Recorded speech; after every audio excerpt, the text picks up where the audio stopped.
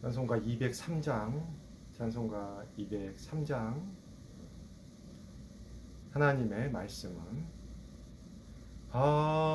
하나님의 말씀은 생명의 말씀이라. 광야 같은 세상에 길 잃고 방황할 때 절망 중에 빠진 이 몸 하나님 보호하사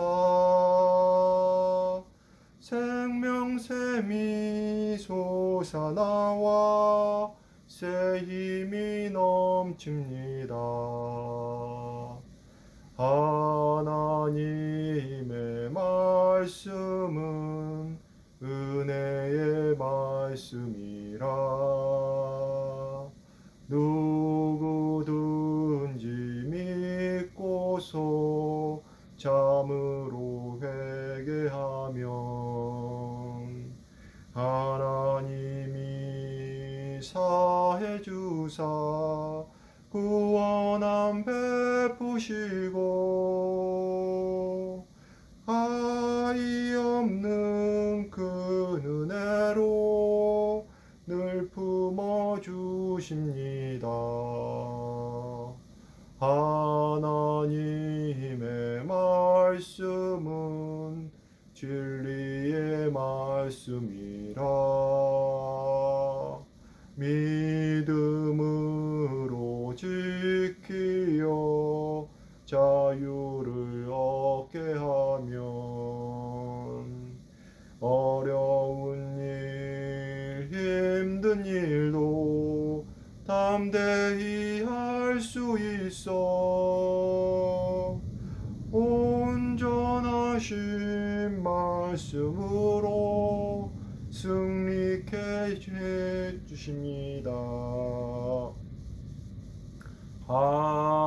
하나님의 말씀은 사랑의 말씀이라. 험한 세상 살 동안 언제나 돌보시고 변함없는 사랑으로 우리를 지키시어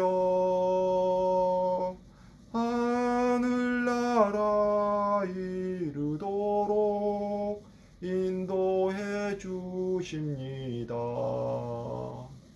아멘. 오늘 하나님께서 주신 말씀은 고린도전서 11장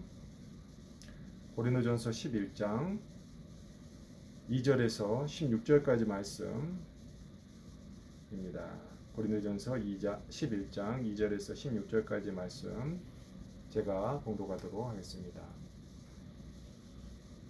너희가 모든 일에 나를 기억하고 또 내가 너희에게 전하여 준 대로 그 전통을 너희가 지킴으로 너희를 칭찬하노라. 그러나 나는 너희가 알기를 원하노니 각 남자의 머리는 그리스도요 여자의 머리는 남자요 그리스도의 머리는 하나님이시니라. 물은 남자로서 머리에 무엇을 쓰고 기도나 예언을 하는 자는 그 머리를 욕되게 하는 것이요 물은 여자로서 머리에 쓴 것을 벗고 기도나 예언을 하는 자는 그 머리를 욕되게 하는 것이니 이는 머리를 민 것과 다름이 없습니다.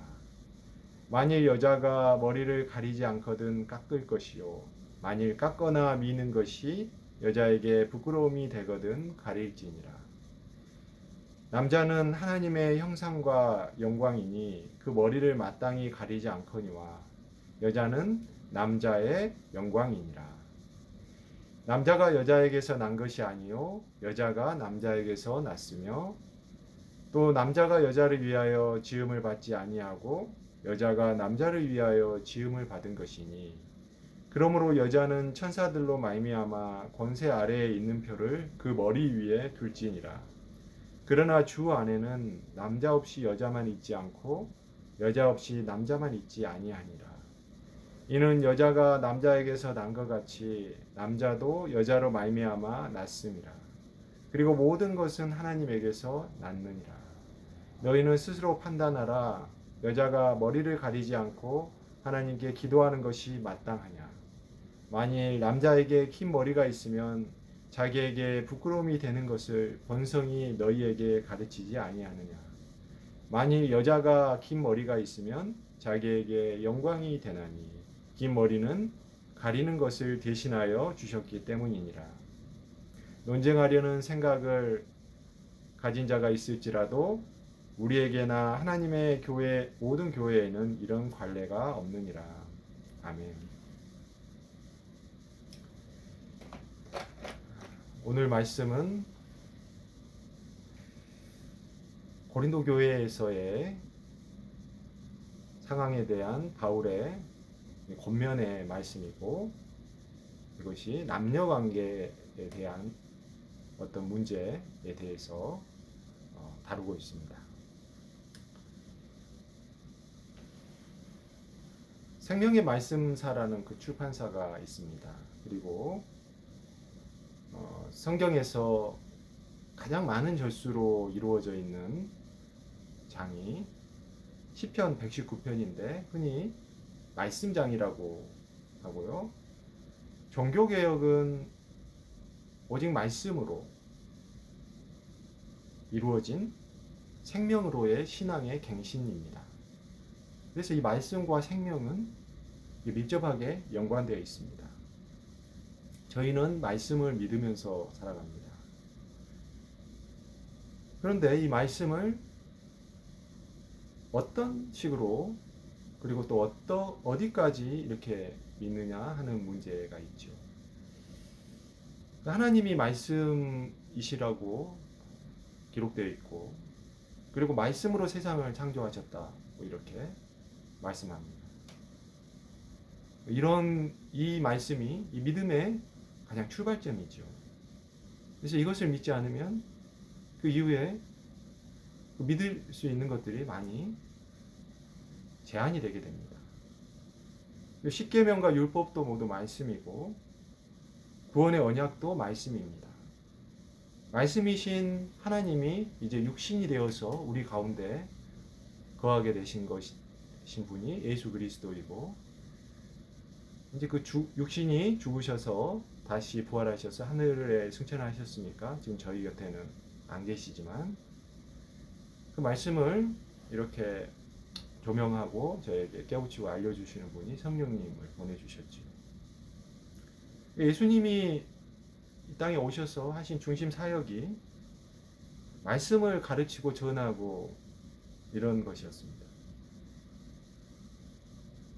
예수님은 구약 말씀에 능통한 그런 랍비라고 부르셨습니다. 사도 바울도 말씀에 정통한 자이기 때문에 아마 부르심을 받지 않았을까 하는 그런 또 생각을 해보게 됩니다. 예수님은 말씀을 순종하기 위해서 십자가에 달려 돌아가신 것이죠. 그 말씀을 순종한다는 것이 저희의 구원과 여러 구속사적인 그것들을 다 구약의 말씀들을 예언들을 성취하는 그런 것들을 다 포함하는 것입니다. 우리가 믿는다는 것은 듣는 데서 난다고 로마서가 기록하고, 그 들음은 그리스도의 말씀으로 말미암았다라고 되어 있기 때문에 우리의 믿음이 바로 구원의 통로이기 때문에 결국 우리의 구원은 이 말씀에서부터 출발한다라고 말씀에서 온다고 할 수가 있습니다. 그리고 이제 구원이라고 하는 것이 결국 저희를 죽음에서 생명으로 옮긴 것이니까 이제 저희의 생명도 결국은 말씀에서 나는 것이다. 이렇게 말씀하고 싶습니다.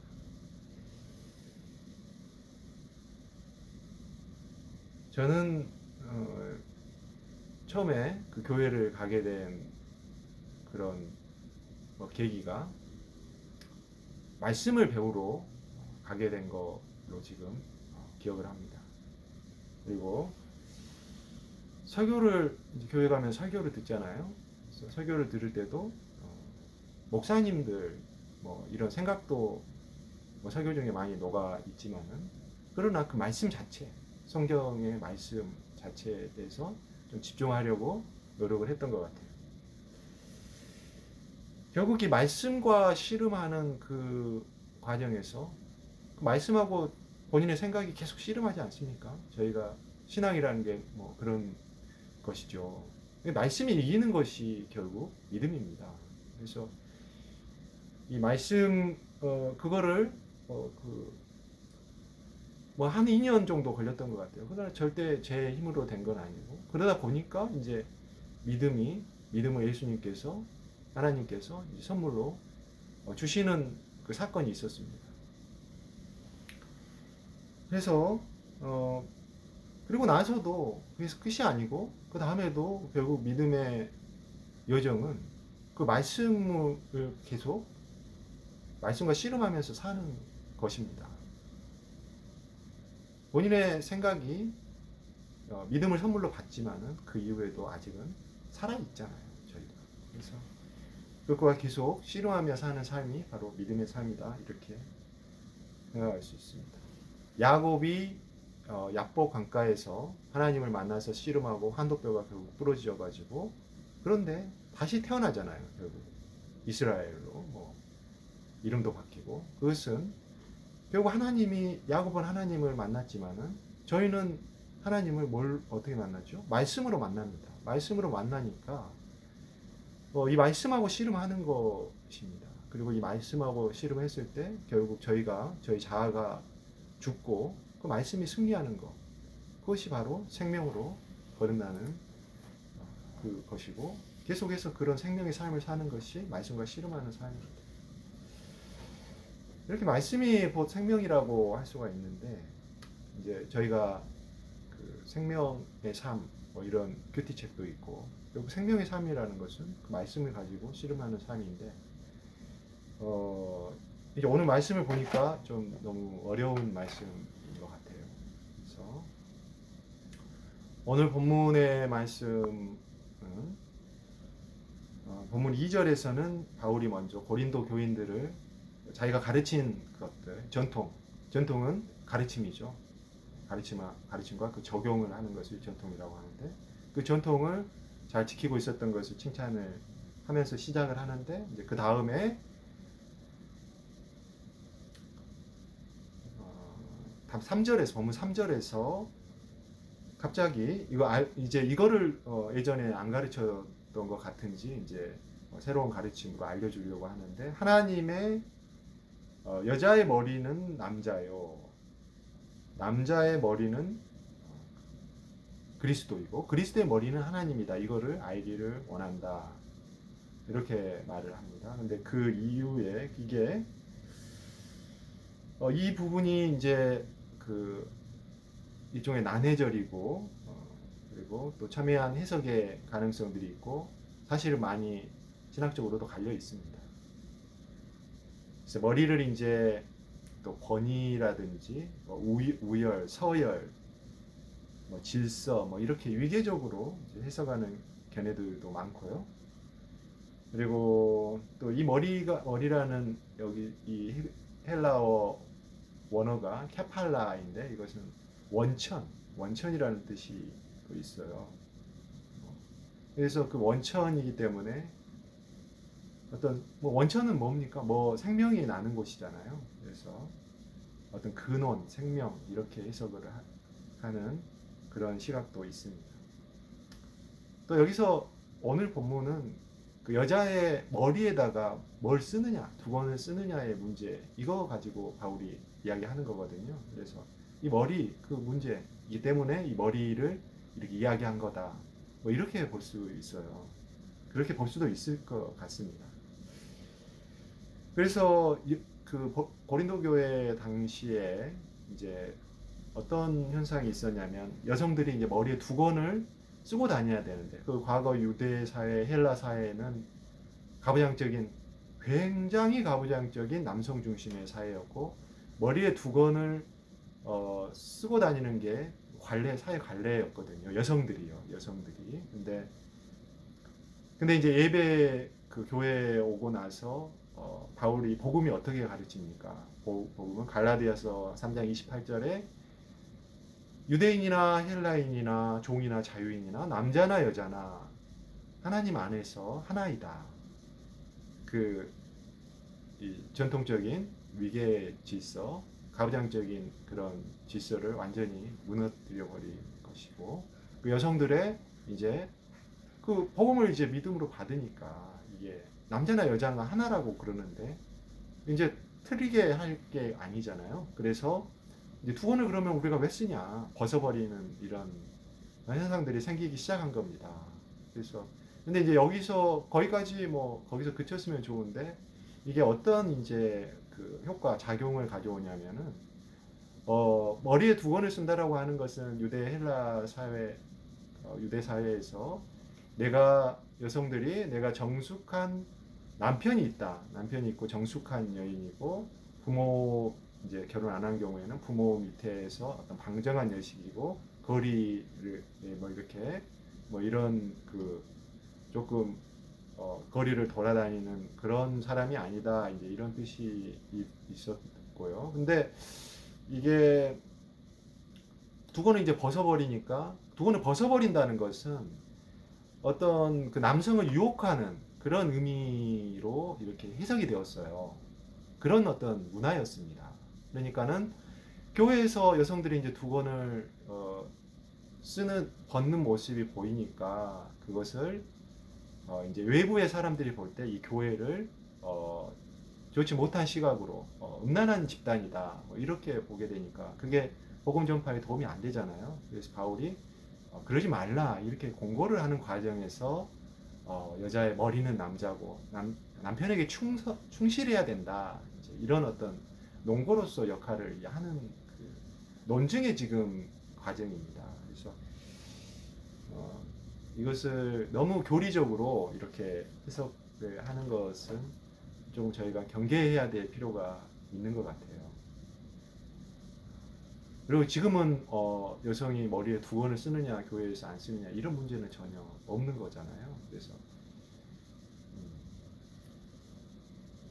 그래서 이 머리를 계급적으로 이렇게 너무 그 질서적으로 위계적으로 서열적으로 이렇게 해석을 하려고 하는 것은 조금 맞지 않는 것 같습니다.